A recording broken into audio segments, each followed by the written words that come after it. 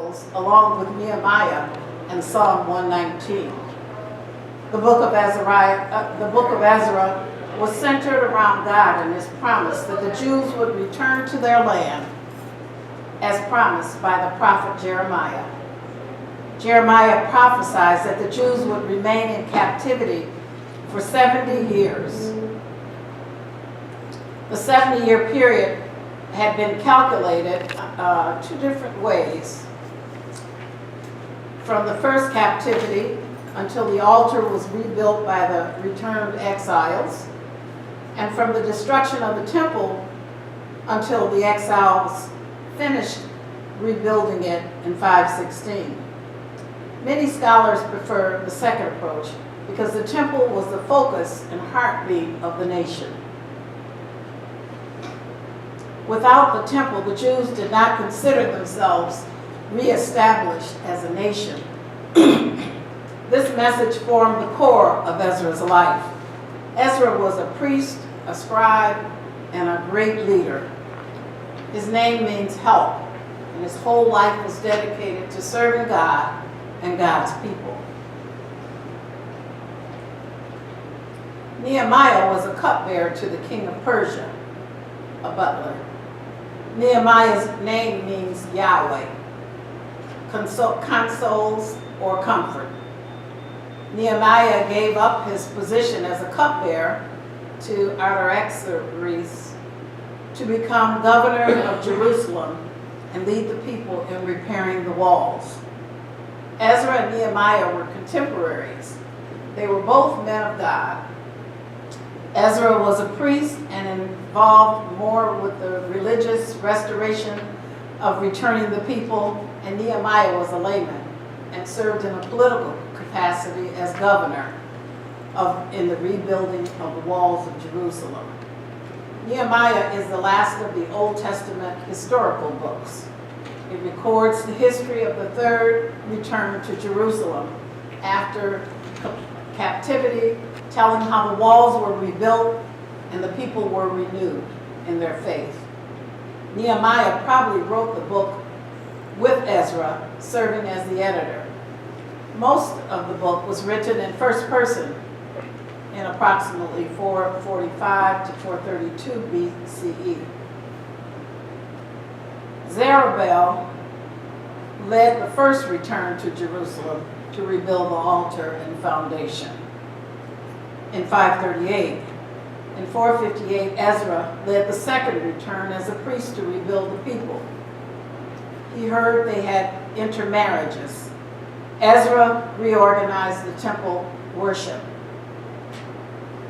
In 445, Nehemiah returned with a third group of exiles to rebuild the city walls. Nehemiah organized, managed, supervised, encouraged, met opposition, confronted injustice, and kept going until the walls were rebuilt. He was a man of action. Nehemiah was governor of Jerusalem for 12 years.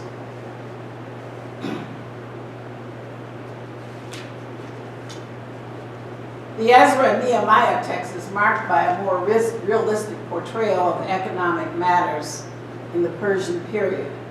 The first of four concerns that pertain to economic practices, the Restoration movement led by Ezra and Nehemiah, was greatly supported by the Persian regime. King Artaxerxes gave authorization for expenditure of imperial money for the rebuilding of Jerusalem. His decree included not only royal finance, but also full acknowledgement of Ezra's authority and economic protection for the priests, Levites, and other temple officials. The Restoration movement depended on imperial generosity, which was accomplished through extraction. King Cyrus's decree included not only royal finance, but acknowledgement of Ezra's authority and economic protection.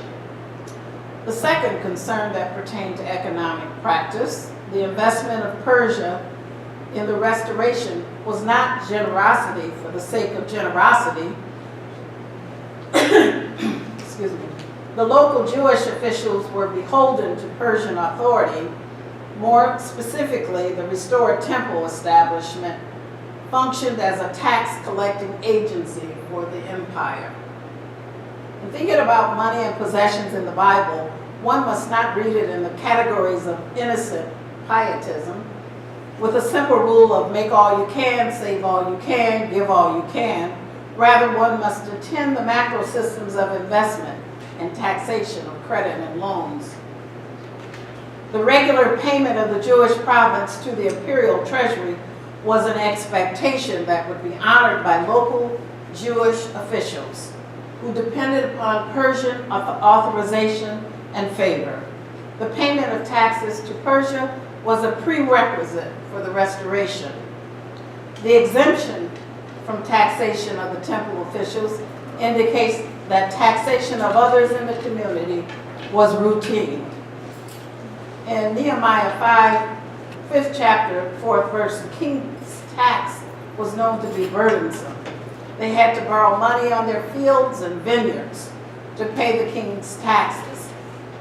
The taxation helped to create a disadvantaged class of the indebted who were in the process of being left behind.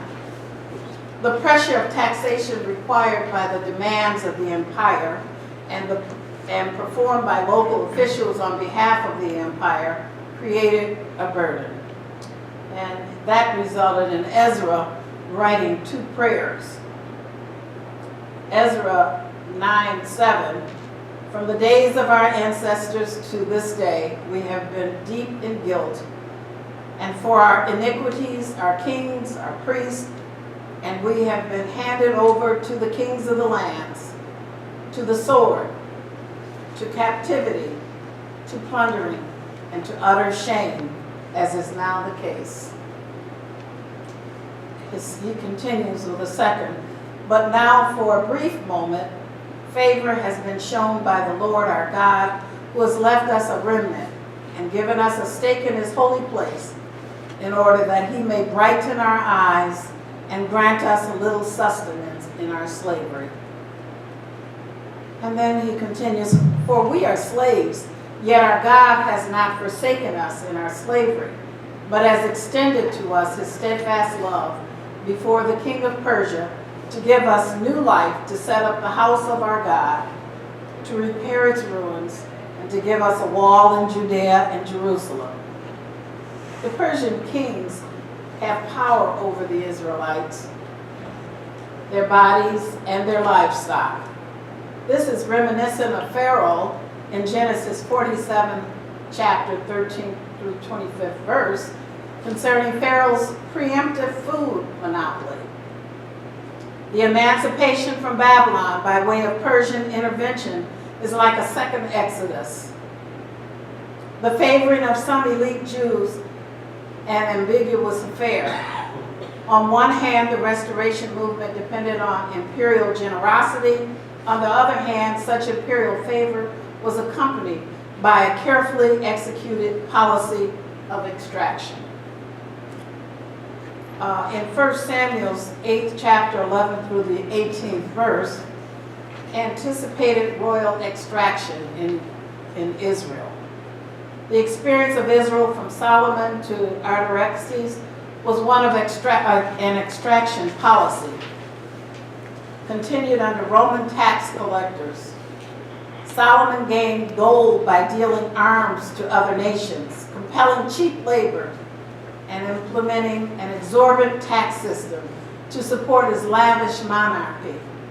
The extraction of economic resources from the vulnerable for the enrichment of the powerful is a process that continues unabated. This continues today with the collusion of government and the corporate economy, with the concentrations of immense surplus and enormous impediment to any neighborly possibilities. I can remember years ago when my uncle was talking about this very subject to us, and he was saying, you know, farmers are paid to plant all of this food, a certain kind of product, and then it just goes to waste. to keep the prices high so that they make a lot of money and the poor are not surviving through this. And so Samuel talks about this. He said, "These will be the ways of the king who will reign over you. He will take your sons and appoint them to his chariots, to be his horsemen, and to run before his chariots. And he will appoint for himself commanders of thousands and commanders of fifties, and some to plow his ground and to reap his harvest, and to make his implements of war and the equipment of his chariots. He will take your daughters to be perfumers and cooks and bakers. He will take the best of your fields and vineyards and olive orchards and give them to his courtiers. He will take 1/10 of your grain and of your vineyards and give it to his officers and his courtiers. He will take your male and female slaves and the best of your cattle and donkeys and put them to his work. He will take 1/10 of your flocks, and you shall be his slaves. And in that day you will cry out because of your king, whom you have chosen for yourselves. But the Lord will not answer you in that day." The third concern that pertained to economic practice were Nehemiah and Ezra were known for their harsh actions that broke up mixed marriages and that required the expulsion of foreign wives. And so Ezra, 10th chapter, 3rd verse, 11 through 12. "So now let us make a covenant with our God to send away all these wives and their children, according to the counsel of my Lord and of those who tremble at the commandment of our God. Let it be done according to the law. Now make confession to the Lord, the God of your ancestor, and do his will. Separate yourselves from the peoples of the land and from the foreign wives." Then all the assembly answered with a loud voice, "It is so. We must do as you have said." And then in Nehemiah, 13th chapter, he condemned mixed marriages.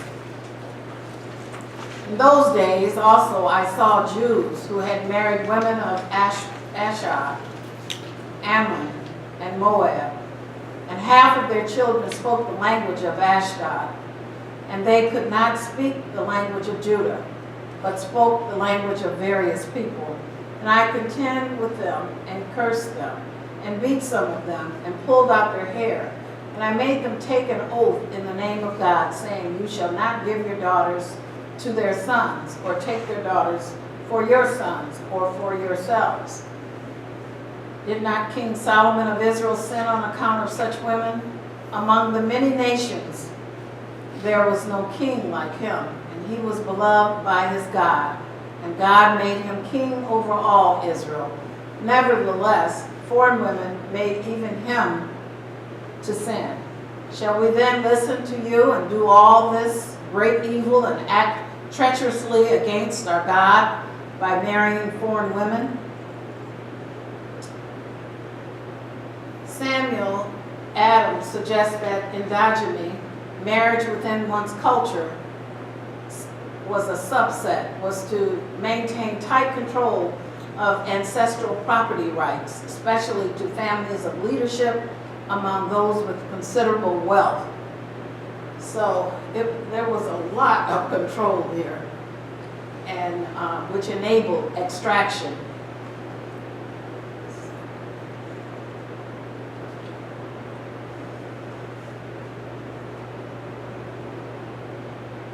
The Restoration movement led by Ezra and Nehemiah was greatly supported by the Persian regime. King Artaxerxes gave authorization for expenditures of imperial money for the rebuilding of Jerusalem. His decree included not only royal finance, but full acknowledgement of Ezra's authority and economic protection for the priests and Levites. In addition to the imperial grant, the Persian regime permitted the return of valuable temple vessels to Jerusalem. The vessel Nebuchadnezzar had seized from the temple to carry away to Babylon.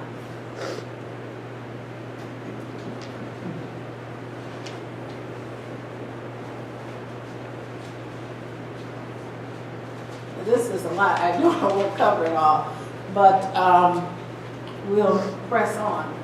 At the end of this handout, I actually found a lecture notes from Rugelman, where he lectured last year at a seminary.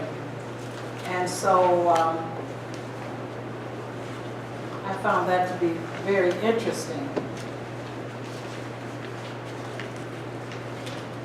Where do the lecture notes begin?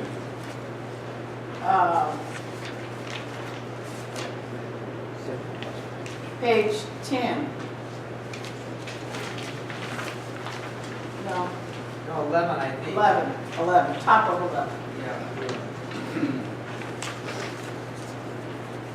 And he cited 3 case studies in the Old Testament that demonstrated how the economy of extraction led to neighborly alternatives.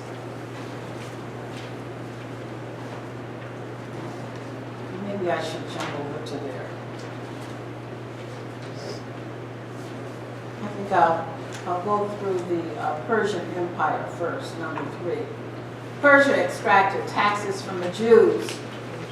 This is on page 12. Page 12. Case study number 3. Persian Empire. Persia extracted taxes from the Jews and used their countrymen as the means of extraction. The purpose of every empire is to collect revenue. He said the way it works is that the Persian Empire hired local Jews to collect taxes from other Jews to send to Persia.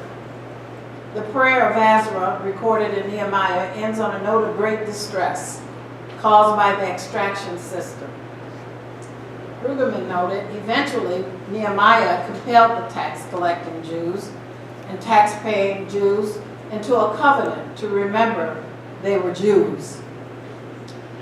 Neighborly alternatives to the extraction economy. Scripture offers an extended report on extraction economies and proposals for alternatives, Rugerman said. Marvel at what has been entrusted to us. How hard it is and how wonderful it is, he said. What has been entrusted to us is the vision, the opportunity, and the vocation that the neighborhood can be organized differently.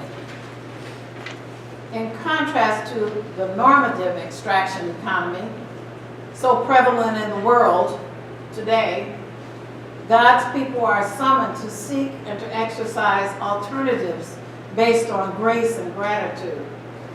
He asserted the normative economy is to be resentful if anybody gets something for nothing. He said in the alternative neighborhood economy, we understand what we have is a gift that is properly shared. It is a dangerous, subversive alternative, and it is the truth of our life. God remembers He has not forgotten who we are. And I think that's the moral of this whole story about Ezra and Nehemiah and the rebuilding of the temple and the eventually turning those slaves or those people who had less and equalizing them.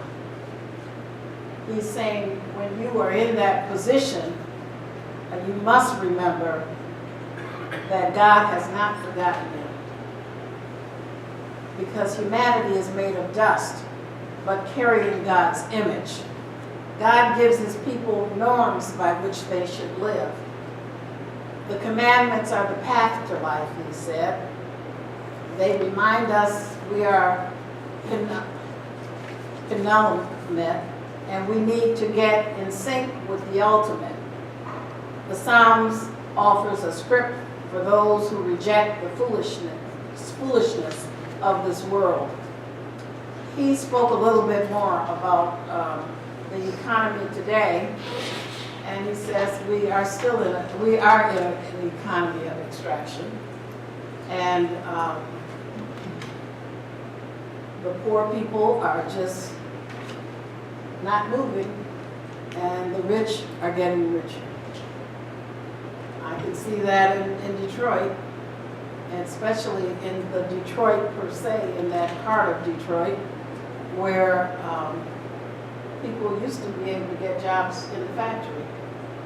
And of course, factories are not hiring as much as they used to. Folks have gotten themselves in such a bind that they cannot get out of this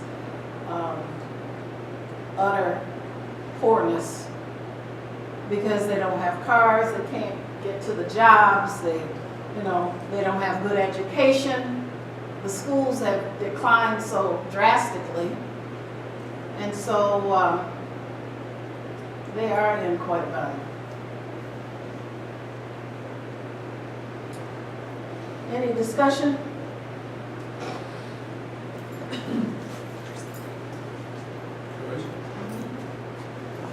It's only one part of the picture, but in the last election, a year ago, there was a ballot proposal. In the last election, a year ago, there was a ballot proposal to completely revamp the public transportation system in all 4 counties: Wayne, Oakland, Macomb, and Washtenaw. And I repeat, this would not have solved everything, but it would have made transportation to work, transportation to needed medical attention, much more available.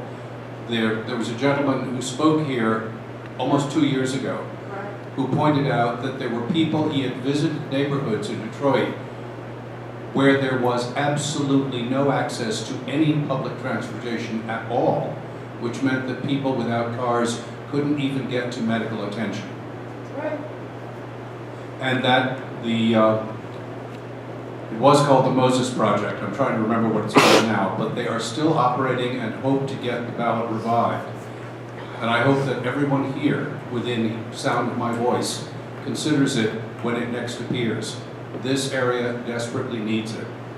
We may think we don't in Oakland County, which is one reason the bus is not allowed to stop in Bloomfield Hills. For those of you who don't know that, for 10 or more years, the Woodward bus is not allowed by Bloomfield Hills ordinance to stop between Corton Road and Hickory Grove.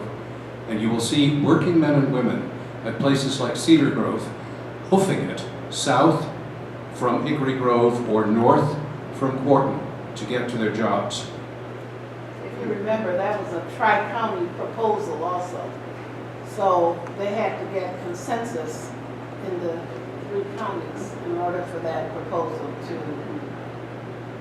win. Harry, can I just make a comment? Yeah, That's just, wait a second, let's get the mic over here.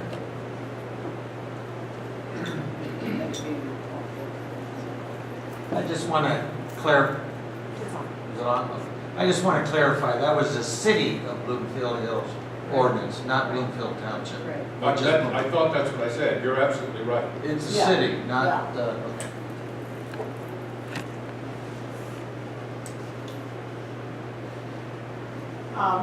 Brueggemann actually mentioned the election as part of the extraction.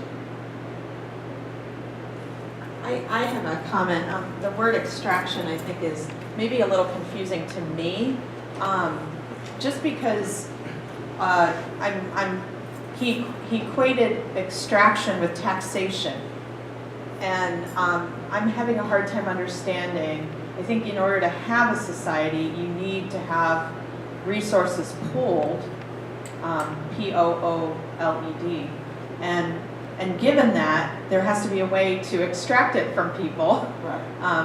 And I don't, so I mean, I guess I'm saying, I don't think taxing is a bad thing, because Yeah. that allows for the pooling of shared stuff. He wasn't saying you shouldn't tax the people. You shouldn't overtax them.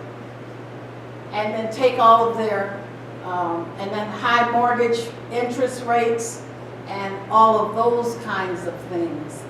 But no, he knew and agreed that you need something to operate your government. Yeah.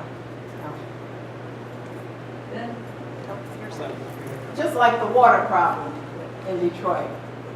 They don't get charged for several years, and then all of a sudden they have a giant bill, and that's overdone. You can't pay it. The other piece that I'm reminded of in this whole discussion is when you use the word government, we all may, and I do specifically, have some examples, which I won't detail, about how government grows so big. But the waste involved is counterproductive to what's done with the money that's collected. Never mind that in the news these days is a lot of discussion around international World Trade Organization, what that means, competing countries. On a larger scale, it's the same thing as what we're talking about. And then one more thing. I don't think we appreciate in this country that in some parts of the world, we could not sit and discuss this Yeah. without being put in jail. And some of us have been in those places. And it's very, very frightening. So I like to balance a little appreciation for the ability to discuss this openly with a serious discussion of how to do it best. Again, the extraction is the systems in which powerful people extract their wealth from vulnerable people. What about I the, just heard, and I can't remember who it was, the issue now about the reduction of federal taxes. Somebody who was a proponent of this was indicating that we as citizens, can we better spend the money that we earn? Or can the government take it from us and they can spend it better than we can?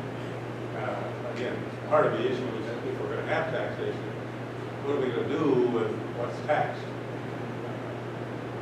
I also heard recently a professor, I think in Detroit, who was proposing an elimination of property taxes in Detroit on any home which is occupied.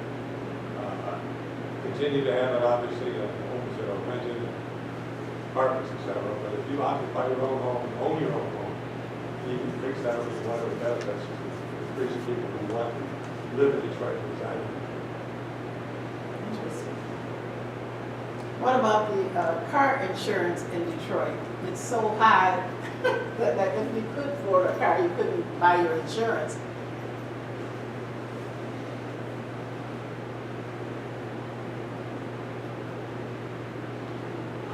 Well, what's the solution? You got 5 minutes. You know, I so appreciate this, Joyce, because I think that part of the problem is that I think Manisha's right that Brueggemann tends to put together taxation and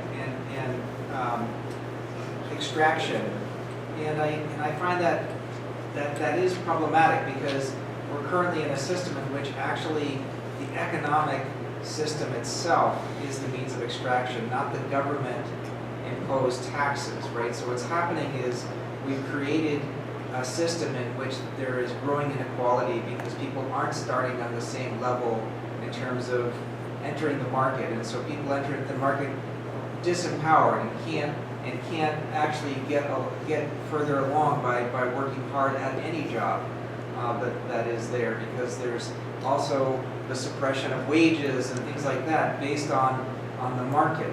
And you know, for me, I think the solutions always have to appeal both to our other regarding instincts as well as our self-regarding instincts. So on the issue of transportation, I mean, if you wanted the one example of why Amazon.com is not considering coming to Detroit, it was the lack of public transportation. Because it wasn't, they don't consider Detroit a livable city on the basis of that. Now, think of what, not that I'm a big fan of Amazon.com's economic practices, but think about what that would have done to the city. So there wasn't an investment in the city itself to create the space. And then part of the problem, again, not to say it, but is it possible that and things are taken out of the hands of politicians entirely, right? So it is a problem, but ultimately I'm not sure. I sometimes wonder if Brueggemann's approach is going to be enough to get us from A to B, because there needs to be a way to think about the market that is going to help people get on and get and prosper. And there probably is some kind of argument that needs to be made that's going to talk about self-interest in a constructive way rather than a merely negative way, because part of the reason why this appeal hurts us so much is we know that people want a decent living. Everybody, we all want a decent living, right? So it's kind of an exercise in neighbor love to say, you know, I want this person to have the same things that I want to have, you know. I want to do unto others as I would have them do unto me. So I guess what I'm saying is I'm really looking forward to the New Testament. And it's not because I don't like the Old Testament or that this isn't really important, but I don't think anything that we've generated as a nation in terms of the social safety net has been is found in the Hebrew Bible. And you see only an image of it in the New Testament when Jesus speaks about being members of the same body, and when Paul talks about being members of the body of Christ. That generalized logic through the Beatitudes, through all those things, which, believe it or not, politicians used to cite all the time when they would talk about government. That is what held things together. So I guess that's, I don't mean to, I'm not trying to criticize Brueggemann, but I just don't think we can get to where we need to go by just talking about extraction. Does that make sense? I'm not trying to be Yeah, I mean. think Brueggemann was talking about the Old Testament and Yeah. the Bible. And so, the taxes and the mortgages and all of that, not all of it applies to today, Yeah. to today's economy. Before you go away, I want you to remember, though, we've got a guy from Alabama who unfortunately has the same name I do, and who continues to quote from the Bible to support his position. Yeah, Anyway. erroneously. Like, Well, I'm yeah, wrong. yeah, That's exactly when you get to the New Testament. Yeah. Blessed are the poor, so let's make more people poor. Yeah, exactly. No, that's it. That's the thing is we obviously have a theological argument at stake here. And he said that God will take care of the poor. Yeah. Just hold on. Yeah.